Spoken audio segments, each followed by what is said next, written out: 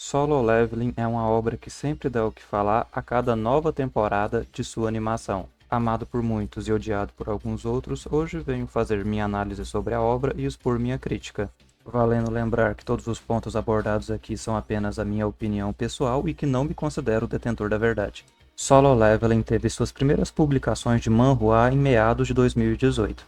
E de lá pra cá só cresceu em público, cativando pessoas que esperavam ansiosamente por sua versão animada. Essa, lançada em 2024, alavancou ainda mais as vendas e a popularidade da obra. Toda essa fama talvez seja devido a seu protagonista bad boy, a qual cativa o interesse de muitos, que sonham em serem suas próprias vidas como o protagonista dessa obra.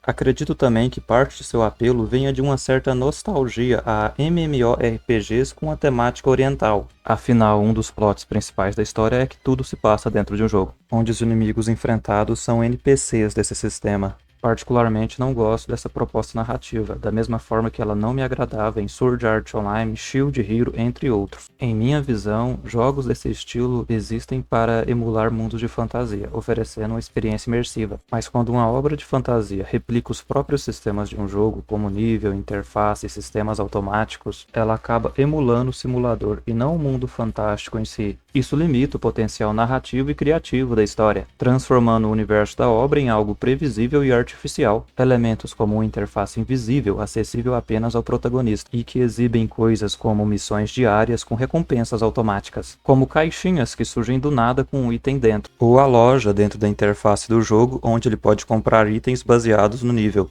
Pessoalmente, esse tipo de coisa me soa extremamente anticlimático, pois reforça constantemente que tudo aqui é apenas um jogo e não um mundo com consequências reais. Essa abordagem compromete o senso de perigo da história. Um dos exemplos mais claros disso é o protagonista ser capaz de recuperar a própria saúde subindo de nível em meio ao combate. Isso elimina qualquer tensão real e transforma os confrontos em formalidades mecânicas. Em alguns momentos esses elementos não incomodam tanto e até passam despercebidos, como quando ele ganha o título de Matador de Lobos. Em outros são especialmente incômodos. Exemplo na enfadonha missão de matar 10.000 inimigos. A obra nem sequer mostra todas essas mortes em detalhes. É difícil se envolver emocionalmente com uma jornada que constantemente está te lembrando o quão artificial é isso tudo, sem peso dramático algum, pois todas as regras estão definidas no menu de uma interface. Eu particularmente ficava esperando o tempo todo aparecer o pop-up de microtransação sempre que aparecia essa interface. Minha experiência foi como assistir a alguém jogando um jogo, e não a experiência de vivenciar uma história. Entendo que para muitos esses elementos façam parte da proposta da obra, que talvez eu devesse entender isso como um gosto pessoal meu, e tentar focar em outros aspectos de Solo Leveling, como os dilemas do personagem e a construção do mundo. No entanto, para mim, esses pontos também deixam a desejar, pois temos um protagonista vazio claramente projetado para atrair um público mais jovem, um público que deseja se identificar com ele. A narrativa começa com Sung Jin-woo sendo o clássico arquétipo do protagonista atrapalhado. Sendo alguém doce e fraco, ele não demora muito a se transformar no clichê do prota-emo bad boy, o cara sombrio e sério. Em um dos episódios futuros é sugerido que essa transformação é devido ao próprio sistema, que foi ajustando sua personalidade para torná-lo mais eficiente em combate. Pessoalmente, acredito que isso seja apenas uma desculpa para justificar suas atitudes arrogantes, pois em vez de fazer um arco de evolução moral e emocional, a história opta por uma mudança brusca de atitude, que ao meu ver parece mais um fanservice do que qualquer tipo de desenvolvimento pessoal. O fato é que o Jin-woo, aparentemente doce do início, nunca existiu de verdade, pois automaticamente ao conseguir poder ele se transformou em uma pessoa arrogante. E esse poder, diga-se de passagem, não vem de estratégia, esforço ou sacrifício, mas sim de um protagonismo forçado que domina a obra. São inúmeras as vezes em que ele está em desvantagem, prestes a perder, e basta ele dizer que precisa vencer, para do nada surgir um novo poder, uma nova habilidade ou aumento de nível que o faz superar o inimigo. Não há uma construção real de superação nessa obra. É como se a própria narrativa se curvasse à vontade de Jin-woo, matando qualquer sensação de risco, ou o peso emocional dos confrontos. Quando ele recebe a sua nova classe, é mencionado que ele havia investido nos atributos errados para essa função, que depende principalmente de inteligência, e Jin-woo até o momento teria aumentado apenas outros atributos. Nessa parte eu fiquei genuinamente animado. Imaginei que veríamos finalmente algo diferente, um necromante que precisa se virar com maldições, venenos e estratégia. Nos primeiros episódios ele até recebeu uma arma com essa temática, o que poderia ter sido uma boa ideia. Mas como acontece com várias ideias promissoras em Solo Leveling, essa também foi mal aproveitada. No final das contas, ele apenas aumentou seu atributo de inteligência e começou a ter mais lacaios. E falando sobre esses lacaios, existe algo que me incomodou, pois não se sente que eles realmente são mortos-vivos, como zumbis ou esqueletos. Eles são apenas sombras. E entendo que isso possa ter um fundo cultural, devido a, em muitas culturas asiáticas, existir um profundo respeito a cadáveres, e até se considerar tabu mostrar corpos de forma explícita. Eu respeito essa visão, mas em meu gosto pessoal, um necromante sem mortos-vivos simplesmente não é um necromante. Muitas pessoas tentam defender Jin-Woo dizendo que ele luta por uma causa nobre, o que na história se reflete em sua busca por curar sua mãe. Mas para mim isso soa como uma tentativa preguiçosa do autor, usando o motivo mais genérico possível como escudo moral, para justificar as atitudes de um emo bad boy. E eu enfatizo o termo emo bad boy de propósito, porque toda a construção de sua classe necromante, como já citada antes, não parece ter sido feito com a intenção de explorar algo criativo ou original. Pelo contrário, foi colocado para transformá-lo no clichê do portador das trevas, o típico cavaleiro da morte, sombrio e temido, dono de poderes terríveis e malignos. Mas olhando para ele, tudo o que eu vejo é um personagem egoísta, que sempre preza em ver os outros se humilhando. Em mais de uma ocasião, ele demonstra satisfação ao se questionar se NPCs sentem medo. A obra tenta suavizar isso, dizendo que ele só mata porque foi atacado primeiro, mas me parece bem claro que ele tem satisfação em matar pessoas. E tudo bem criar um personagem que seja cruel, maligno e amoral. Isso pode até ser interessante.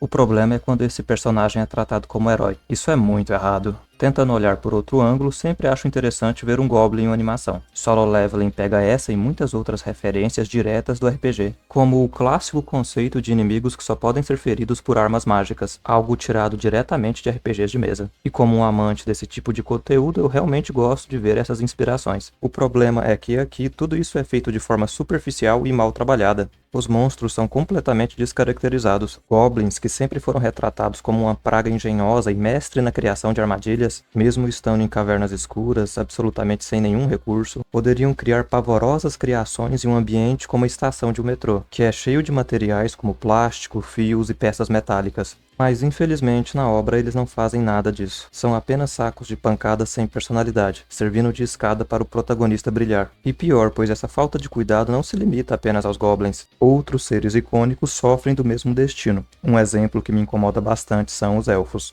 É triste pensar que seres tão marcantes da fantasia com toda sua carga mística, cultural e estética foram reduzidos a inimigos genéricos que atiram flechas. É como pegar o símbolo de uma mitologia inteira e usá-la como figurante de luxo. Até monstros que em qualquer outra obra deveriam causar medo, como um exército de orcs, aqui não tem qualquer peso ou ameaça real. Como exemplo, temos uma cena onde centenas de orcs falam sobre o poder de seu chefe de guerra. E isso poderia ter sido um momento tenso, cheio de expectativas, capaz de gerar boas interações e mostrar a força de um inimigo digno, mas não chega a despertar o mínimo interesse, pois no fundo o espectador já sabe que o protagonista o vencerá com facilidade, e pior ainda, irá o transformar em um dos seus lacaios. E assim, os orcs, que são um dos arquétipos mais icônicos da fantasia, sempre retratados como guerreiros brutais e selvagens, são reduzidos a nada. Eles se tornam só mais um degrau para que o protagonista possa subir sem esforço, e mais uma prova de como essa obra trata seus elementos com descaso.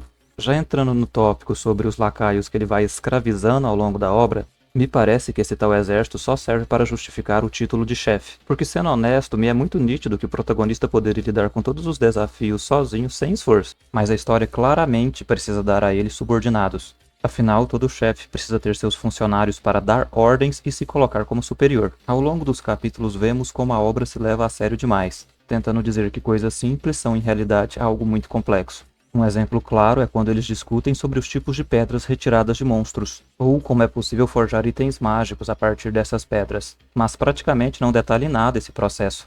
Mas para mim, o momento que resume perfeitamente o espírito da obra, e não de uma forma positiva, é o momento em que um dos inimigos comenta sobre uma habilidade chamada furtividade, tratando essa habilidade como algo raro de ser usado entre os assassinos. Sim, furtividade. Como se a característica mais básica de um ladrão ou assassino nos mundos de fantasia fosse outra coisa. Essa tentativa em transformar o básico e trivial em algo extraordinário é o que define Solo Leveling. E obviamente, ao derrotar esse assassino, o protagonista adquire essa mesma habilidade e a adiciona seu vasto leque de poderes. Detalhe, mas eles não são nem mesmo da mesma classe. Mas agora do nada, um necromante consegue usar furtividade, como se fosse a coisa mais natural do mundo. Afinal, como já mencionado pela obra antes, essa habilidade deveria ser rara entre os assassinos, mas aparentemente não entre os necromantes, não neste mundo. Isso é muito protagonismo forçado para mim. A regra parece ser simples. Se existe alguma coisa útil, cedo ou tarde o protagonista vai ganhar, independente de lógica ou coerência. Tentando analisar o mundo, nos deparamos com um fato que não existe mundo fora do protagonista. Os personagens secundários são tratados como figuras de quinta categoria, não tendo qualquer relevância real na história. Eles não são importantes o bastante para ter nem mesmo sequer seus próprios combates mostrados na história. Sempre que parece que vamos ver alguma coisa interessante entre personagens secundários, ou que talvez algum coadjuvante vá finalmente ter algum momento de construção e destaque, a obra simplesmente ignora. O combate não chega a acontecer ou a cena é pulada. A mensagem é bem clara, nada disso importa, só o protagonista importa. Existe um arco inteiro voltado a exaltar o quão grandes são os guerreiros do Japão, para no final tudo isso servir apenas como mais uma escada para exaltar o protagonista. Como já mencionado, nessa obra simplesmente não existe personagens secundários de verdade. Todos estão ali única e exclusivamente para exaltar Jin'o, figurantes cuja única função é reforçar o quão incrível o protagonista é. Frases do tipo "ele poderia acabar até comigo" se tornam bordões nessa história. Mas certamente entre os personagens secundários o pior tratamento é dado às personagens femininas, que não passam de troféus que o protagonista vai acumulando ao longo da história. Uma após a outra, mulheres aparecem, se apaixonam por ele e tentam construir algum tipo de relação, apenas para serem dispensadas, ignoradas ou esquecidas pelo emo bad boy, que salta de uma para a outra até finalmente chegar na escolhida, a loira waifu. Essa, aliás, constantemente colocada em cenas de conotação sexual. A coisa chega a um ponto tão bizarro que em um dos momentos ela literalmente cheira o protagonista. E do nada diz como ele tem um cheiro bom. Possivelmente nós temos apenas um único personagem secundário que é tratado de forma digna e respeitosa nessa obra. Sung Yu-han é o pai do protagonista. Um homem considerado como desaparecido, mas sobreviveu e se manteve vivo, mesmo em um mundo repleto de inimigos e perigos por muitos anos. E para justificar sua presença já em sua primeira aparição, ele foi capaz de derrotar um caçador de grau S sem muita dificuldade. Esse personagem, o pai do protagonista, parece uma tentativa do autor de construir algo um tanto mais robusto, mas também criando um contraste claro da maneira como os outros personagens são tratados. E há uma razão simples para todo o destaque dado a esse homem: o fato dele ser o pai do protagonista. Afinal, engrandecer o pai é, de certa forma, um meio de engrandecer o filho. No final das contas, a fórmula continua a mesma. A cultura de seu país de origem fala bem forte em Solo Leveling. O respeito ao pai, como já citado acima, é um bom exemplo disso. Também é possível notar esse mesmo grau de respeito em algumas conversas entre personagens mais velhos e mais novos. Algo que reflete um valor tradicional da sociedade onde a obra foi criada. Ao meu ver, todo esse respeito à cultura local é válido e admirável. No entanto, talvez Solo Leveling não tenha tratado com a mesma consideração aquilo que vem de outras culturas, pois o personagem representante do Japão, por exemplo, é colocado como um rival que é facilmente derrotado, e tudo que vimos dos personagens dos Estados Unidos é sobre covardia e fraqueza. Um outro ponto já bastante comentado por outras pessoas é sua inspiração em Hunter x Hunter, mas percebemos que vai muito além disso, pois muitos eventos parecem praticamente cópias. O próprio conceito de caçador, assim como o arco que remete às formigas quimeras de Hunter x Hunter, todos presentes aqui, porém tratados de forma mais superficial. A comparação se torna ainda mais evidente ao analisar um personagem que faz a função do Netero, líder da Associação de Caçadores, uma figura que curiosamente também remete muito a Monkey D. Garp de One Piece. A sensação é que o autor tentou reunir vários elementos de vários animes e mangás famosos, e não só desses elementos, pois a influência de Diablo na obra é bastante evidente. Vemos isso em aspectos como o marcador de vigor do personagem, além da própria referência do consumo de mana para manter um exército de lacaios ativo. A inspiração em Diablo é marcante tanto no design dos inimigos quanto na lore, que aborda o conflito entre seres divinos e demoníacos. E por fim, me resta analisar o visual, que de fato é o seu ponto mais forte. É verdade que em alguns momentos temos sim combates bem coreografados, fluidos e com uma boa demonstração de animação. No entanto, essa qualidade não se mantém constante por todos os momentos, e em várias cenas a sensação que se tem é de estar observando quadros estáticos, com um ou outro efeitos visuais. Outro ponto fraco é o tratamento dado aos cenários, pois em vez de contribuir para a construção do mundo, eles parecem estar sempre em segundo plano. O enquadramento raramente se afasta do protagonista, criando uma sensação ruim nessas perspectivas, como se estivéssemos presos ao ponto de vista do protagonista o tempo todo.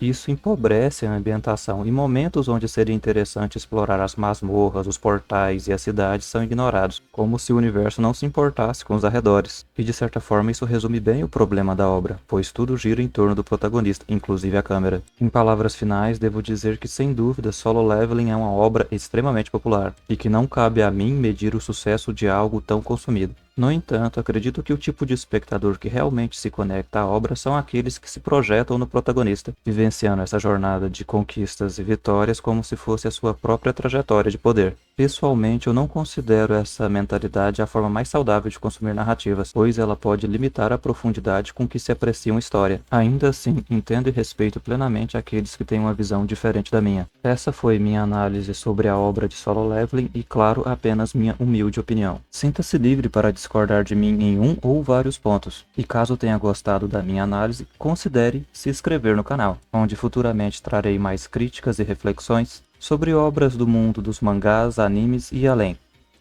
Eu sou o Teldrin e obrigado por acompanhar até aqui.